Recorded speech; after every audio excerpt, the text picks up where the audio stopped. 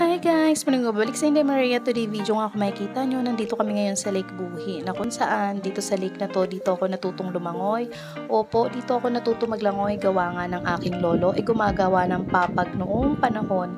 At the same time, lagi ako nakasulpot sa kanya kaya nagpaalam ako sa kanya na kung pwede maliligo ako dito sa lake. Pinayagan niya naman ako kasi nga nung panahon may mga tinatawag pang pantot o yung bamboo na nasa gitna ng lake.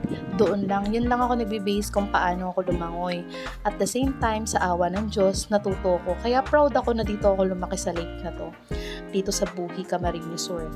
Kaya naman, mahalin natin kung anong meron tayo. After nga nito, napakain na kami dito kay ate at kuya sa tusok-tusok na to. Napakasarap nga talaga naman kumain dito.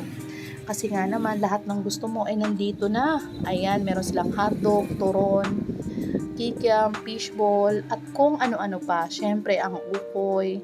Lahat na, guys. Ano bang hinihintay nyo? Pumunta na lang kayo dito sa market.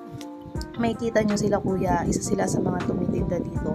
Aba naman, ako talaga, sa mga simpleng ganitong kainan, masaya na talaga ako.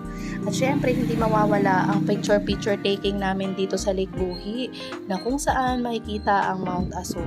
Dito nga ako lumaki at proud ako na napakaganda ng Buhi, Camarines Sur.